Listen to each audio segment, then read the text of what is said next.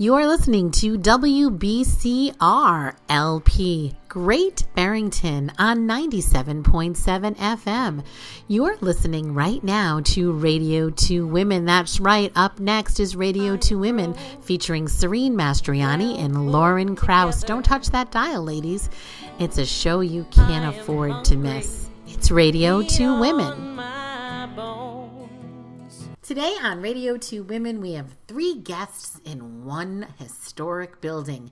It's Robert Salerno, Amy Brentano, Joe Roy Sr., and featuring the historic Old Town Hall in West Stockbridge. By way of background, Bob Salerno is an experienced senior retail industry executive in the areas of finance, operations, organization, strategic development. A Cornell graduate, he started his career in merchandising and later joined the national retail consulting practice of Coopers & Lybrand. He served as a practice partner and the retail industry practice leader for the New York region. After a number of years, he became VP of Burdock Goodman, responsible for all finance and operation areas. Later, serving in various interim CEO and COO level roles with luxury good businesses. Currently, Bob teaches at the Fashion Institute of Technology as an adjunct professor and is on the board of Retail Marketing Society. In West Stockbridge, Bob brings his expertise as the West Stockbridge Town Historian and chair of the town's finance committee. He's been president of the West Stockbridge Historical Society since its rebirth in 2018. Bob has been the force behind the saving and restoring of the 1854 town hall, purchasing the empty building along with the selectmen in 2009 for $1. Now this dignified building, along with an outpouring of support from the community and grants from the Mass Cultural Council, private donors, benefit concerts, Generous Life members, is being restored and revitalized. Amy Brentano is the owner of the Foundry. Since moving to New York to the Berkshires in 2002, Amy is a theater artist and educator. The Foundry, built in 1994 as a glass-blowing studio, is now a venue that produces theater, music, comedy, spoken word, education workshops, and more. Amy's goal is to present relevant performing and visual art that is accessible for diverse audiences. The Foundry has partnered with the Historical Society to present both classical and jazz performances, one during the pandemic and both held outdoors at the property at 2 Harris Street. Almost 40 years ago, Joe Roy Sr. was servicing vendor machines throughout Berkshire County when a sudden back injury put him out of work. He took a job in sales at a floor store and after a few years became an expert in sales and installation. He opened the floor store on Main Street in 1983, specializing in custom flooring. Joe Sr. is now retired and Joe Jr. is in charge, along with his wife Mary, to carry on the tradition of this family business. Welcome, Bob, Amy, and Joe to Radio2Women. We're looking forward to the stories that you will share about West Stockbridge, the changes taking place in its iconic town, especially with regard to the Old Town Hall, which in this interview has a place all for itself. If you want more information on the West Stockbridge Historical Society, go to weststockbridgehistory.org. That's right, weststockbridgehistory.org. Welcome, West Stockbridge Historical Society, to Radio2Women. Excited to have you all in the studio today to talk about, preservation and 2021 and all that kind of exciting stuff and rebuilding after a pandemic. So, Bob, I'm going to start it right off with you. I want you to give listeners a little bit of background about what really kind of pushed you towards the work of preservation in the West Stockbridge Historical Society. Well, I think pushed is an understatement. I fell into it.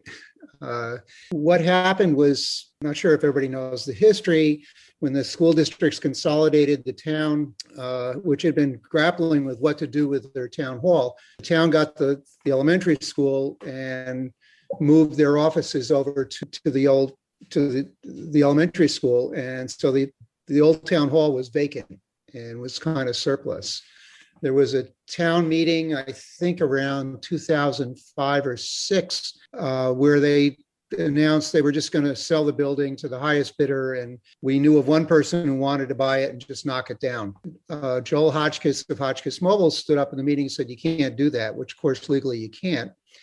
Without going to a formal bid process. And we formed a committee to look at what to do with the building. And we came up with a number of alternatives, including affordable housing, commercial, and so on, and went to the select board. And the select board looked at us and said, we don't want it. We don't care what you say. We're going to sell it. The good news was the financial crisis happened around the same time. What year is this, Bob? What year? I think it was 2008. Mm-hmm. Okay. Fall of 2008, they put out a request for proposal, which legally they're required to do under the state laws. A group of us said, wait a minute, we can't let this building go. It's important in the middle of town. So we revitalized the Historical Society and debated on how much we should offer it. And we said, what the heck, we'll just offer it for $1. And we were the only ones that bid on it. So we got it for $1. Fast forward about a year, and we went to the select board to sign the deal, and we actually gave them the $1. And Mike Kirshner turned around and gave it back to us and said, "You're going to need it. You're going to need this $1 back. You're going to need this $1." And that's what kind of started it. And I got personally involved. I was on the committee. I volunteered to be the town historian because I have a kind of an interest in local history, and I thought this would be an easy way to poke in people's property and not get arrested. So they said, why don't I take over and be the head of the Historical Society? Little did I know. And what's your background, Bob? Like what's your background? Give us a little bit of yourself. I'm not an academic historian at all. My background is retailing, retail management.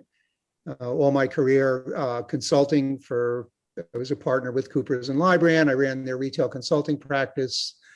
I was a CEO for a number of retail and apparel companies over my career. And I've done workouts and turnarounds, troubled companies. So I had a variety of background with retailing, not historic preservation by any means. Mm-hmm. The other thing the select board said to us is, do not come to us for a nickel. We will not support you. The town will not give you a penny. And we said, okay, that's the way you want to be. That's fine. Coincident with that. In disrepair? Like, was the town hall in disrepair? Because they were just using it, right? I mean. Well, yeah, but their idea of maintenance, as we like to say, anything worth doing is worth doing cheaply. Uh-huh. So, for example, the plumbing had 3 or 4 different size pipes and construction pipes. And our plumber, when we started working on the building, said it basically looked like it came out of somebody's garage. So if you had an 8-foot length, you use that, and then you would solder it to a 3-foot length. So there was a lot of remedial stuff. We had squirrels in the attic. The windows, which we're working on now, nothing had been really maintained. So, and it certainly wasn't up to handicap accessible. There was a number of construction issues with it. So the other thing I want to mention is, which is really, really important, is during the period when we were studying it and there was a lot of controversy about what to do with the building, the first Zucchini Festival happened. I don't know if you remember that, Serene? Yeah, I love the zucchini. You loved that Zucchini Festival. Did you take your daughter there? Yes. Oh, yes. Oh, yeah. My grandchildren too loved it. Yeah. Actually, just as a note, my granddaughter wanted to be Miss Zucchini. She was so enthralled with this young girl walking around all dressed up as Miss Zucchini that she said, "Next year, Grandma, can I be Miss Zucchini?" I said, "No, you have to wait till you grow up." Yeah. So, it was an impressive event. Yeah, Michelin, I have fond zucchini memories. Well, the first year, it was raining. I don't know if you remember, it was a rain drizzle. And Stuart Culler was running around with a clipboard and water dripping off of his hat, getting signatures to save the old town hall. And Stuart got, I think, close to 400 signatures, which was A, amazing 400 people came out in that rotten weather, and B, that there was such an interest in the town in retaining the building and keeping the building alive, and certainly not knocking it down and putting up a bank or Starbucks or whatever. So fast forward, we get the building. We got our first grant, which was a preservation mask mini grant for $1,500 to hire an architect to do a real survey. And since then, we've gotten a number of grants. I lost track of how much money we put into the building so far. A lot of it was infrastructure work that nobody sees. We did build an extension with the handicap elevator. Anybody can use it, obviously. So we've made a lot of progress in the past 10 years. The interesting thing that I really like is in forming the Historical Society, which when we took it over, I think had 12 members, that it was all defunct. We're now over 220 households. We have about 85 life household members, businesses, and it's diverse. It's local people, it's second homeowners, it's people who grew up here, it's longtime residents, and that's what I like. It's not just one cohort in the town. It's a variety of people that are interested. And their interests range from local history to arts and culture to saving the building. So that's been really good. And we work closely with our partners, our cultural partners, the Foundry being one, Turn Park another, the Mount, Hancock Shaker Village, Arrowhead, Berkshire Theater Group. So we're linked in with the cultural community in Berkshire County. Can I ask a question? And I've heard you speak so many times, Bob, that you could actually fix the building. I mean, your expertise is in high-end retail. All of a sudden you have a building in your hands. What made you think that this building was fixable? Well, the short answer is complete ignorance, not realizing the challenge ahead of us. The longer answer is that first grant, we had Pam Sandler and Dana Bixby do a preliminary study. And they came back and said, it needs work, but it's not falling down. And it's going to cost money to bring it up to code. I guess you might not realize, but municipalities do not have to meet building code. No, I didn't know. So, yeah, I didn't either until we got into the building. So things like wiring and plumbing and access is an option. So then when you privately own the building, you have to meet the code. Is that correct? Absolutely. Right. And if you do more than 30% of the valuation of the building, it has to be brought up to ADA standards and fire standards and everything else, which we wanted to do. The last thing I wanted was a building that would burn down or be inaccessible. But to answer your question, Lauren, I had no idea. Oh, okay, thank you. Thank you. All right, so we have Joe that just joined us. So Joe, to bring you up to speed, and our listeners, we're talking about kind of the history.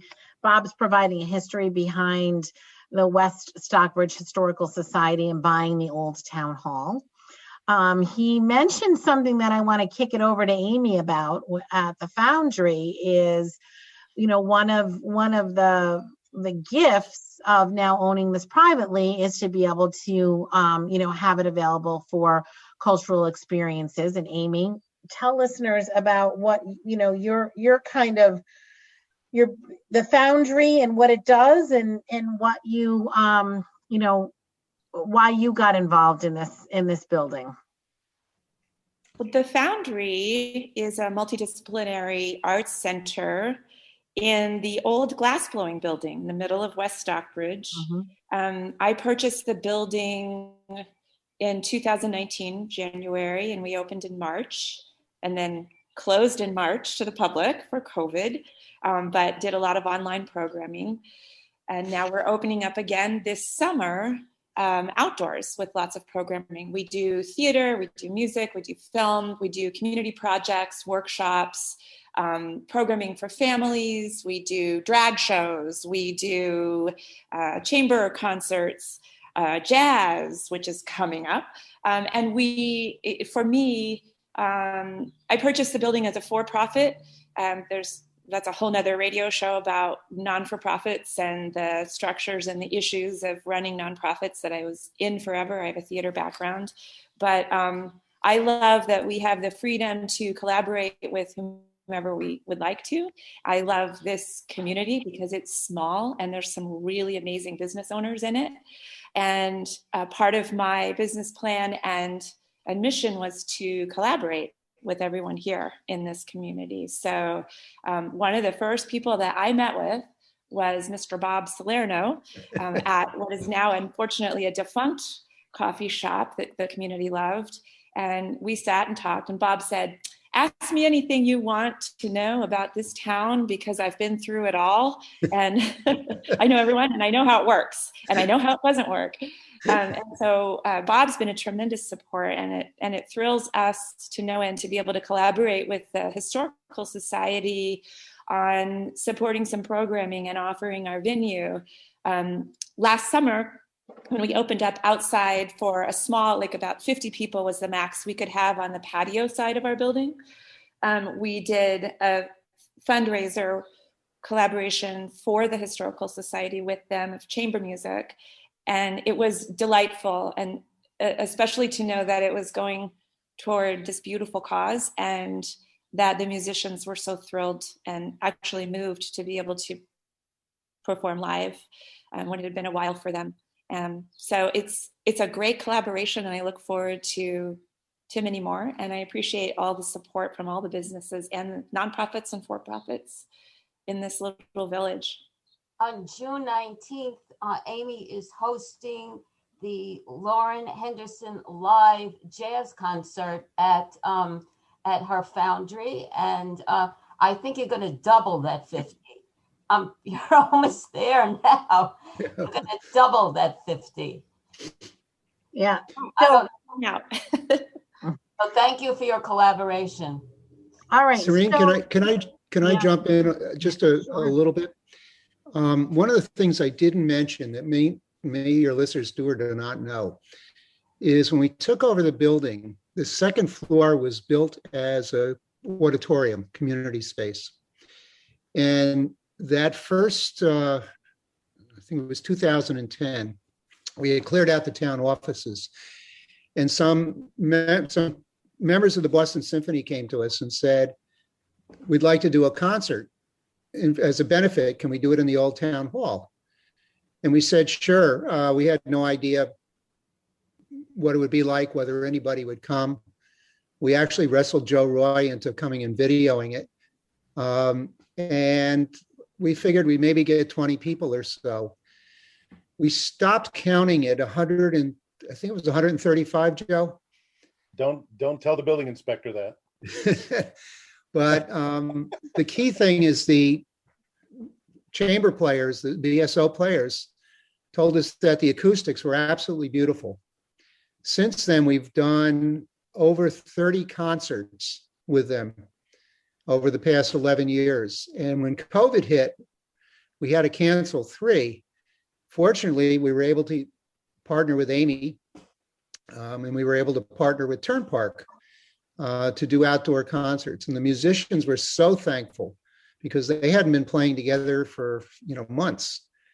And I guess they're playing in front of a live audience is as important as playing, just performing at home or whatever. So we've made the building a community center, not just a museum or a place to look at artifacts. And we've also had art shows, quilt shows. We've had author talks in that auditorium space. And it's got absolutely excellent acoustics. Doesn't have air conditioning. That's what we're working on now. And the heat is a theory. Every time we turn the heat on, the building leaks so much. I keep telling Joe I'm going to send him a bill because the heat goes across the street to all the merchants. We're very grateful, Bob. Thank you. Yeah. But But that again, that first concert was a measure of the support that the community has for the building and for the Historical Society. Since then, I think we've sold out almost every concert except for one or two when we had an ice storm in minus 10-degree weather. For some reason, people didn't want to come out.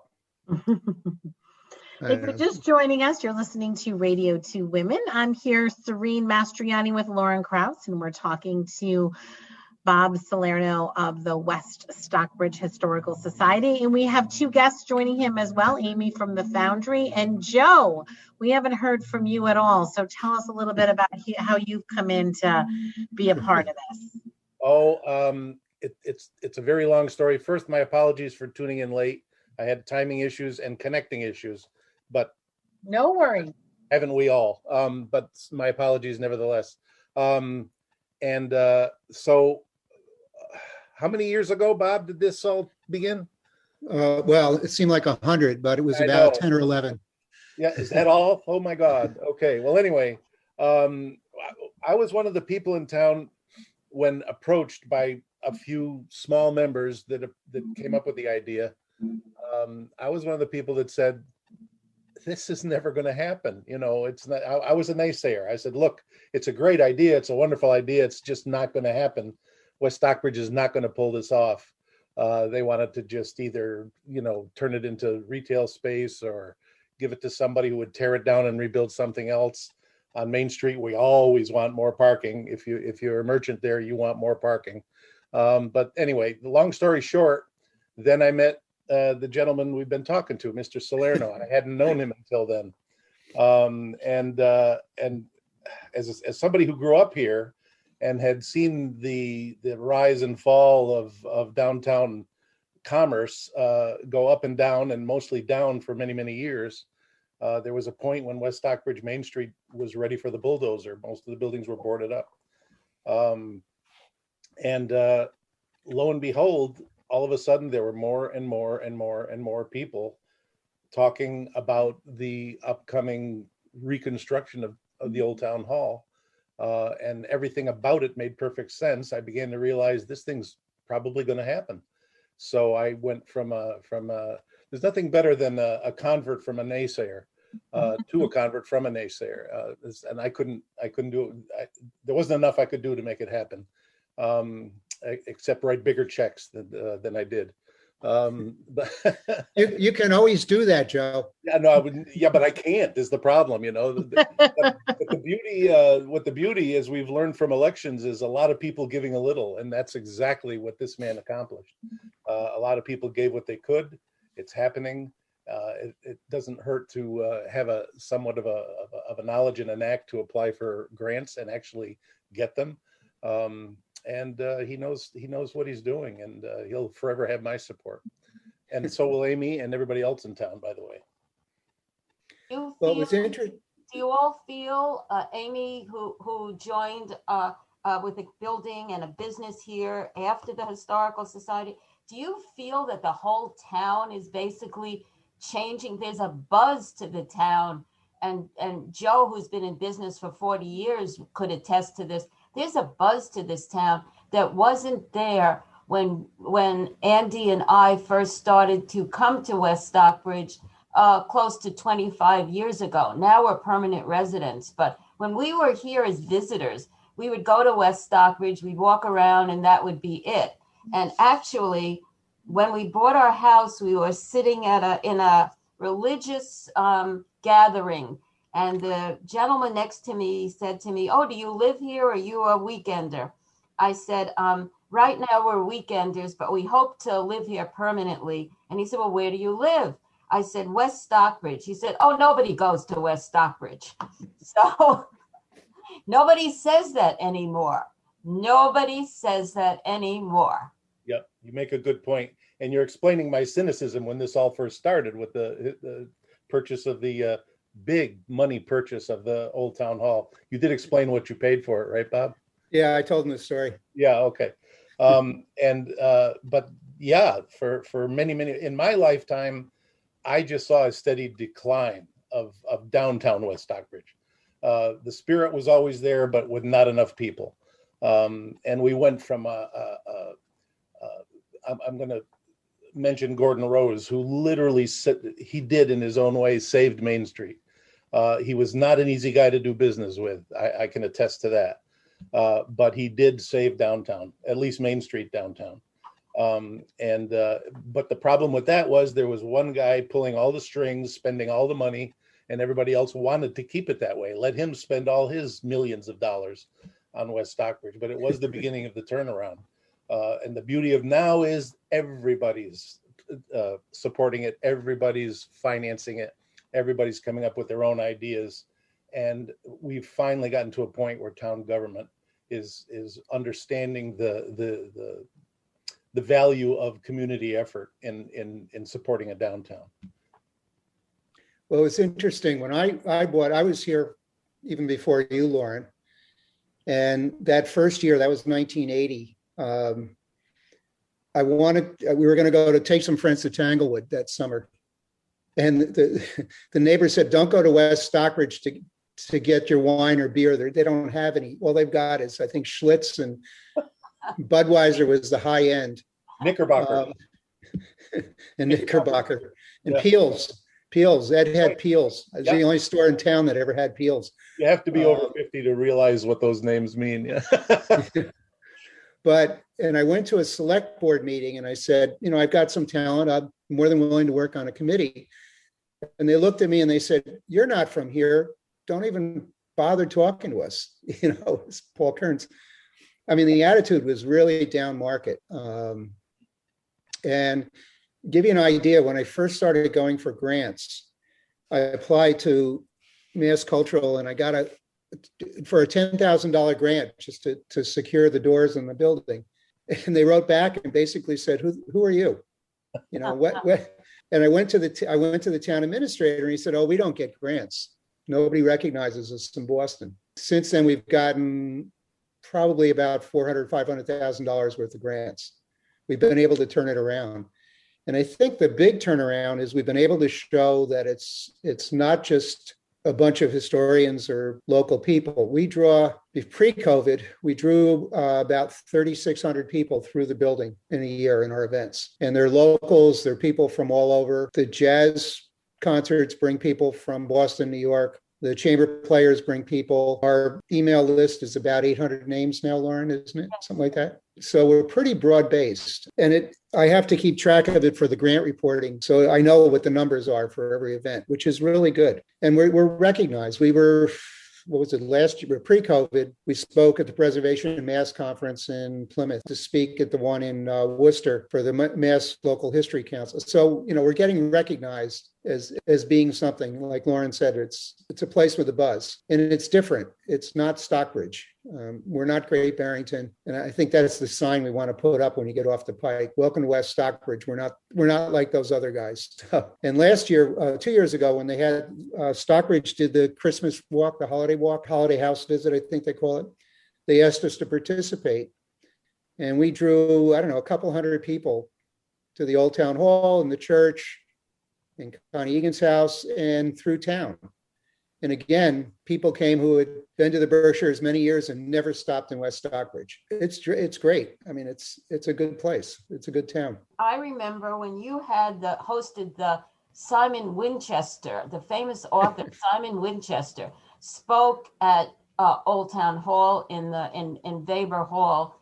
There were so many people that they were standing outside. We had to open the doors so people could stand and actually listen to Simon talk. I think that the reputation of all the wonderful performances that go on at a town hall, I think that's what your reputation is now. I think if you advertise it, because I do the advertising along with another one of your board members, if you advertise, they will come. Even if we're not in the building because of COVID, we're partners with Mass Audubon, and we've had three webinars two on birds, and we're doing one tomorrow night at 5:00 where the wildflowers are. Kind of paraphrasing Sheldon Silverman. The draw that we get, Lauren, is unbelievable. We've been averaging about 120 people signing up for these webinars, and if we did them in live, we'd probably get the same number of people. And they're, people from all over. Even Florida people are here listening to Berkshire Birds. I don't get that, but that's all right. So you're right. We've got a good draw. We've got a good draw. So, and if you're interested in it's at 5 o'clock tomorrow night or 5:30 tomorrow night for an hour. Yeah, unfortunately, Bob, I'm going to stop you because this show is not going to air for another couple weeks. So, okay. Yes, we pre-record them now in this virtual world that we're living in. All right, so I want to kind of stop for a second and kind of regroup a little bit because the pandemic hit. And Amy and Joe in particular, I want you to talk a little bit about business ownership during the pandemic and kind of, your plans on reopening and hopefully, bigger and better, right? Because, let's be clear. We're talking very positively about West Stockbridge, but there were times when West Stockbridge was really in bad shape. And it seems to be a little cyclic there. There's been challenges in the restaurant world there. I know that one place that I used to love, I feel like it just keeps turning over. It's kind of like, it seems a little snake bitten, but I want you guys to talk about a little bit about pre-pandemic, pandemic, and then post-pandemic plans. So, Amy, I'm going to have you start, and then we'll move over to Joe. First of all, the reason the Foundry survived the pandemic was from supporters, especially businesses. But Joe, I just want to thank you publicly for you being on board from the very beginning of, sorry, I have a giant dog. I'm going in the other room. It's a family business.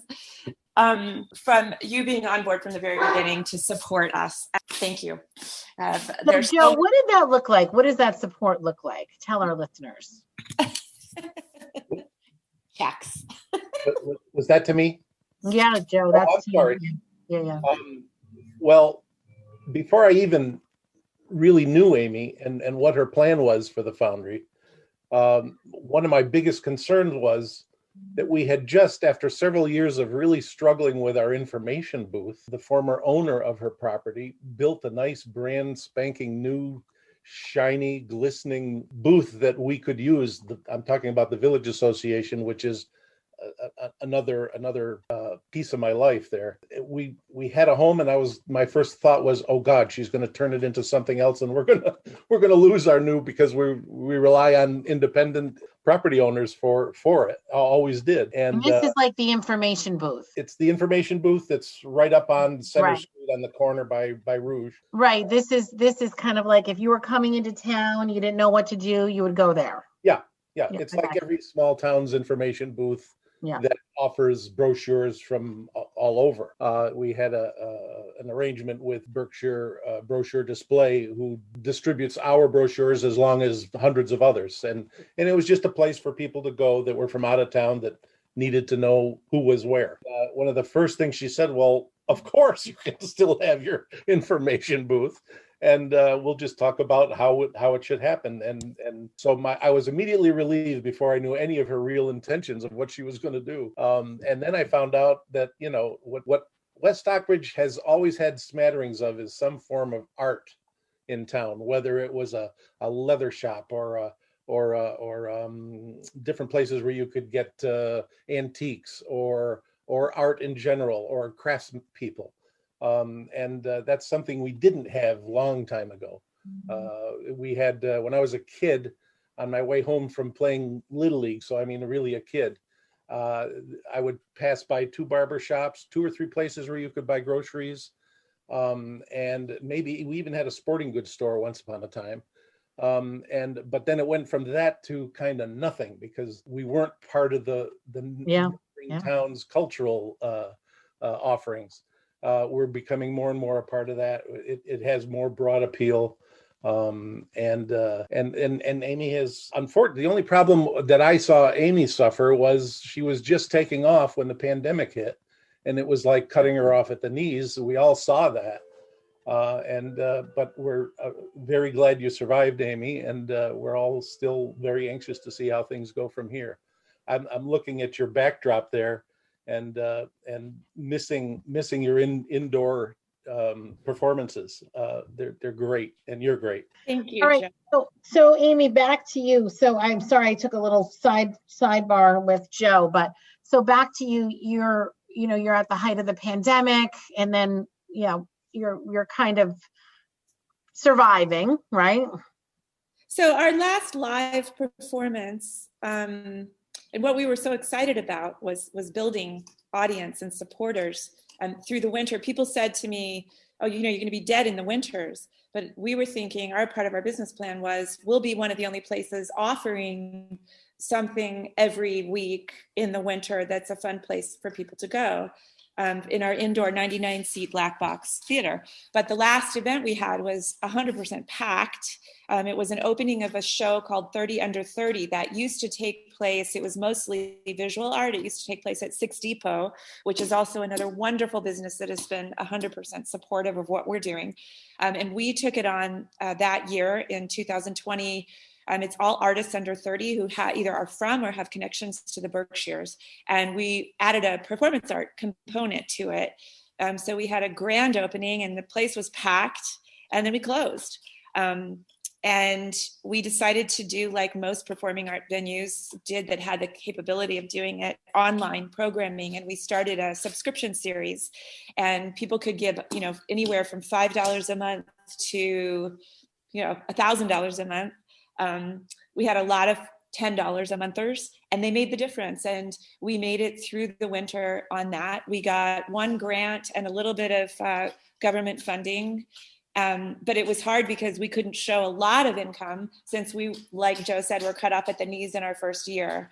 But that said, we got permission to open up outside in July of 2020, and we programmed through October 31st outside. It was cold. The last show we did was a burlesque show on Halloween. That was dicey, but we did it. And the town again came through and received a state grant. The Board of Select got on board and applied for a grant for the restaurants and for us, because we have a full liquor license and can serve outside, to get 12 heaters and 12 umbrellas, which was like the quickest grant I've ever received. And we had that equipment so we could stay open. I don't know how warm everyone was, but there were certainly supporters there shivering and watching everything from indie folk music to comedy. We had a comedian from New York come up, to burlesque, like I said, chamber music, jazz. So we survived, and then we closed down, and we had all this online programming. And now we have permission on the other side of our building. We've built this beautiful 24 by 12 foot stage. Because we own the road, and we also own the big swath of green that we give to the farmers market every Thursday, May through October, to use, we can put audience on that side and performers. So we are booked, including the West Stockbridge Historical Society Jazz Concert on June 19th. We are booked every Friday and Saturday night with an amazing, diverse array of artists, and we're just thrilled and keeping our fingers crossed. There'll be food trucks, there'll be alcohol, there'll be non-alcohol, and beautiful performances, everything from theater, dance to music. And we're just hoping we get through the summer and have a little bit in our pockets. And we're looking for the whole country to move forward, but we're prepared if we have to go online again this winter. I'm determined to stick it out, because there's so many beautiful people in this town that want to see it happen. But I'm actually always a little bit choked up over this support, and that sounds cheesy, but it's really true. It's kind of unbelievable. Yeah, that's how we did it. That is how we did it. It's kind of interesting. If you're just joining us, you're listening to Radio2Women. I'm here with Lauren, and we're here with the West Stockbridge Historical Society and the Foundry, and other business perspectives. But it's interesting, you don't hear this a lot, where the town is helpful. hate to be like a skeptic in all of this, but usually it's just the opposite, right? Like, there's all these barriers and it's really hard. And it's funny because I live in two towns, kind of split my time almost evenly between Falmouth on the Cape, West Falmouth on the Cape, and then Great Barrington here. And I just feel like, there's not like the simplest things, like you were saying, like heaters, umbrellas, tents, for the main street for outside dining. Like everything just gets so complicated, and all these rules and the liquor license, and you can't drink here, and you can't, and you kind of get bogged down. And you guys are just you're giving me hope that local politics can be helpful, because you start to think, oh gosh, it's like the us versus them mentality that can sometimes happen. I don't want to make it, sorry. Here in West Stockbridge, which I just wanted to jump in, Bob is the papa of all of this. I don't know how else to put it. He has a wonderful, supportive group of people who are always willing to help at any event that goes on here, inclusive of what goes on at the Foundry. And I know Joe Roy has been incredibly helpful with that too. So it's almost like Bob Salerno is the Pied Piper of all these people. And, I have never seen anything quite like that. I've gotten sucked into it too.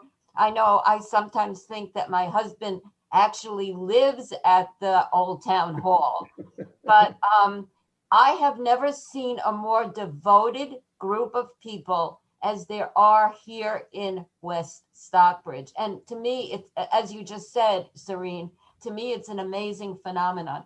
Maybe because of our size, because it's not this huge, big town, and because maybe it feels like a country town, people are more willing to pitch in because it's our town. Well, what's the dynamic here? So what's the dynamic? So Bob, you're over the Historical Society, but you're not an elected official, correct? Well, actually, I serve on the finance committee too, but that's a sidelight. No, I'm not on the select board. Right. And Joe, are you on the select board? Many years ago, yeah. I think one of the reasons I still have some sanity is I swore I would never do it again. It's being a select board. I have a lot of respect for the people who serve on that board and many other boards, including finance, that stick it out and give it an effort. But it does tend to suck you dry because everybody's coming at you from a million different directions. And it is complicated, even in this little rural. I think Bob, once you described West Stockbridge, our difference from everybody else is we're a little funky. I always loved that adjective. We're a little funky, and I think people like that. We're more rural than most of our surrounding towns, and I think it's because we are smaller. Yeah, well, Lauren, thanks for the compliments. I'm not sure they're deserved. The dynamic of the town certainly has changed since we first came here, because you had the split between the merchants, some of the merchants, and the old timers and the select board. I don't know what West Falmouth is like. I know what Great Barrington's like, and yes, it's bigger and more difficult to get things done. Here, if you put an ad in the paper saying we need volunteers for X, nobody shows up. However, if you pick up the phone and you call Lauren and say, Lauren, could you contact the Berkshire Edge? And absolutely, so all it is a question of asking. If you go to the select board now, in the past, I guess, 2 years or so, they've been really good. The answer is usually not, oh, how do we say no? The answer is, how do we make this work? It's got a whole different attitude. And how do we make it work legally? We don't skirt the law. But when Amy came and when Turnpark came, I think was a real turning point in the attitude of the town and the town government. And it follows through to the people, Lauren. It's not just me. There's, I'm fortunate. I've got a board of 12, 13 people that are willing to help, and then they've got a whole string of people that are willing to help. And it seems to work. Hopefully it'll continue for a while. I know towns go in cycles, but we seem to be in a good place right now. better than I've seen. Amy, I think the Foundry is bringing at least it was before you shut down, is bringing a lot. I've seen bringing a lot of younger people into town to go to your events. Not that there's anything wrong with the BSO or the choral concerts, but from what I saw, there's a lot of young people coming into the town, which at least I didn't see before. We're trying to bring communities together. Being intergenerational is a large part of our mission. One of the things I was impressed with when I looked at the property was what Six Depot was doing. They're bringing the grooviest people around to town, and I thought, well, if they're there, maybe they'll come down. And we love the location because we're in the middle of Berkshire County, really. We're North County and South County. It's accessible, 2 hours from Boston. People come up from New York to see things, and we can get lots of talent from all of those areas too. So it's great. And not to say I feel like I painted such an idyllic picture, but I'm a newcomer. I live in Richmond. I've been here for 19 years. I can't believe it. And I was a newcomer there from Manhattan when we moved up. And there's definitely still the old guard. And I have a tremendous amount of respect for that because the history of places is really fascinating and we need to pay attention to it. And who did this land belong to way, way, way, way, way back is important to acknowledge as well. And stories about Gordon Rose are fascinating to me. And naming this building the Foundry was because it was built in 1994 as a glass-blowing building and owned by the owner that built it all those years until I bought it in 2019. So, I mean, I didn't want to come in like a thunderstorm and say, I don't care what this town's about. I wanted to embrace the town and see if it could work for what we wanted to do here. So yeah, there's pushback. I don't want to make it sound like it's a small town. And everyone sitting here knows that. I live in another one. I was at a town hall meeting at Richmond last night where there were hundreds of people voting on whether or not we're going to have the new town hall there. They're going to build a $6 million town hall there. And there's a lot of controversy. But that creates dialogue that gives it the buzz that I think is exciting. So, but I do think that we have a progressive select board. And right now we're moving in that direction. I'm just trying to hop on that train and support it and take advantage of it. Yeah. So Amy, are you going to be moving to inside? Because now that the pandemic rules are changing, right? Are you going to start doing in and outdoor activities?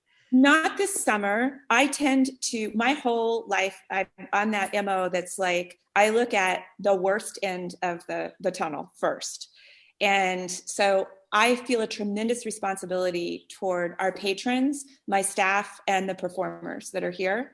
And so we will probably adhere to safety protocol, maybe even longer than other performing arts venues. We've signed, there's a consortium of performing arts venues in the Berkshires who have all signed on to a particular language. And we were about to print up our, hundreds of dollars worth of signage about that. And then the governor lifted everything. So we're navigating that right now. But one of the reasons why I built this place was because the old Helsinki in Great Barrington, I don't know, people remember, but you could go there and you were smashed together, seeing people like Mose Allison, like these great artists that you'd never get to see up close like that. And you meet the person sitting next to you and you buy them a drink and then you make friends because it's fun. Yeah, community. But so that's what I built. So that's what we can't do right now. I know that I can legally open up.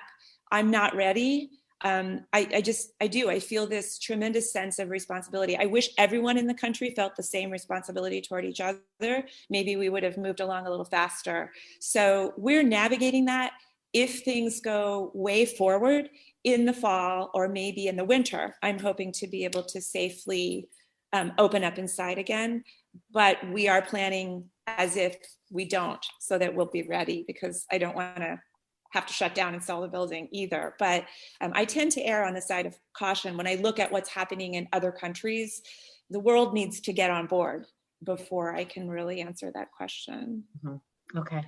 Yeah, Serene, our target is going to be Labor Day to have an open, well, semi-inside, have an open house with all the windows open and everything, but people can come in the building, and then probably have a jazz band outside just to have some excitement.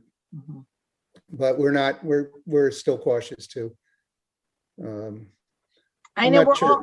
we're all in this really weird space right now that you want to reemerge. I had this debate with my husband over dinner on Saturday night. We decided that we wanted to go out to dinner on Saturday night, which is something we haven't done in over a year. And I said, I'm just not super comfortable being inside yet. And so I know it might not even seem logical. We're vaccinated. We've been vaccinated for months now. But it's just, there's something about it. I kind of agree with all of you guys. It's an interesting time. And I think consumers and patrons probably feel, I don't think I'm alone. I think that we all kind of feel the same way. So even though the rules might change, it's one of those things where you're like, oh, I don't know if I want to be part of that change. So Joe, do you feel that you were shut down for a while during COVID? Is the store fully open now? Joe? I'm sorry, that was to me? Yes. Yeah. Oh, okay, I'm sorry. You were shut down for a while during COVID, but are you fully open now, regular hours? We've always maintained our hours, but we did operate by appointment only. There were, in the very beginning, we were literally shut down for a couple of months, and it lasted a little longer than we anticipated. We are among the people, excuse me, who had a pretty serious scare with COVID. We almost lost my 6-year-old grandson. Wow. Who is the son of my son who owns the store now. Wow. I'm kind of retired, which is why I'm here today instead of at the store. I'm not in the store all the time anymore, but they operate by appointment only, and they just this past weekend took down the barrier at the front door, which is as far as customers could get, and we would bring. We're a floor covering store, and we're a sample store, and normally people are allowed to wander through it and look and browse, but for all of the last year, people have only been allowed to get as far as the door. The entry of the front door, because we couldn't take the time to disinfect the whole store every time somebody came in. So we're reopening. We were affected pretty seriously by COVID. Our numbers were down. We did qualify for the PPP loans and took full advantage of it. Thank you, government. And we are opening up more. So the only thing I was going to point out about the Richmond Town Hall is if you do build a $6 million town hall, unless you're tearing down the old one, you get to reinvent the old one. Talk to the guy in the upper corner of the screen. Be a good thing for Richmond too. Serene, you're muted. You're muted. I am muted. Sorry, I had lawnmower guys, so I was trying to mute and unmute. Thank you. All right, we have about 6 minutes left, so I want each of you to kind of give your contact information and websites just for our listeners, so that they can get some more information and they can understand a little bit more about some of the upcoming programming that's going on. So Bob, I'm going to start with you, and then Amy, and I know Joe, you're kind of a non-venue business, but you can talk a little bit about that in a second. All right, so Bob, start with you on the website and contact information. Yeah, the website is weststockbridgehistory.org, and the email is info@weststockbridgehistory.org, all spelled out. Telephone number is 413-232-5055, which when Charter is working, our voicemail goes great. It's not always a given. So, and we're also on Facebook too. So. Oh, you're on Facebook. What's the Facebook name? West Stockbridge History. Okay, West Stockbridge History. Oh, you're keeping it very simple for everyone. Yep. All right, Amy. So we have a website. It's thefoundryws.com, as in West Stockbridge. We are also on Instagram and Facebook, which is @thefoundryws. We're located at 2 Harris Street. And our phone number is 413-232-5222. And we can be emailed at info@thefoundryws.com. You can find out about all of our events, including our Emerging Artist Series, which is on Tuesday nights, every Tuesday night at 6:30. We're open, full bar, and we are promoting young artists who are getting performance experience, everything from classical music to rock and roll and comedy. And then also our patio bar is opening again Tuesday through Sunday. So you can find those hours on our website. You can come. Sometimes there's a food truck. Sometimes it's just peanuts and chips. And we're allowed to do that starting May 29th. So we're having a big opening of our patio bar and Memorial Day weekend. But thank you also for having us on, Serene. We're really glad to be here to support the Historical Society and the town of West Stockbridge. Thank you. All right, Joe, what is your business? It's called The Floor Store. It's it's 12 Main Street, West Stockbridge, right across from the famous Old Town Hall. What I just tell people to find us is just Google Floor Store West Stockbridge, and we'll be at the top of your list. One of the advantages of being around for 40 years. But I should also make mention that we are one of the few towns that have two businesses right in the middle of town that are over 100 years old each. So we've got a lot of the old and a lot of great new. All right, so we've got the weststockbridgehistory.org, the Foundry West Stockbridge, which is just the foundryws.com. Bob, as kind of a rising historian, as you called yourself earlier, not amateur, not right, rising. Amateur. I thought, yeah, amateur historian. When you were doing some research on West Stockbridge, what was one of the things that really surprised you the most from a historical perspective? Oh, the people that came from this town. For example, the founder of Howard University grew up here, preached here, went to become the chaplain at in the Congress, and then wound up being a founder of Howard University. Nobody knew. One of the leaders of the Mormon Church, Daniel Spencer, came from West Stockbridge in the 1840s. And when you poke around even now, you just find an incredible amount of talent in people in this town. So it continues to be surprising to me. And when the interesting thing about West Stockbridge, I always found this fascinating, is it's right off the pike, right? It's one of the few towns where you can get right off and you're on the main street. And for years, when we were living in Westfield when we first moved to Massachusetts, and we were from the kind of the Albany area, and we'd always be like wanting to meet people in West Stockbridge. Well, we can meet in West Stockbridge. Well, we can meet in West Stockbridge because it's right off the pike and it's super easy. But it's been insulated in some ways from that kind of I don't know what I don't know how to really say it, but you would think that there would be more buzzing activity because it's one of the few Berkshire towns that's right off the pike. Yeah, you would think so, but for many years it was a drive-by. I keep saying we were a drive-by, and you stopped to get your you stopped to get your beer before you went to a James Taylor concert.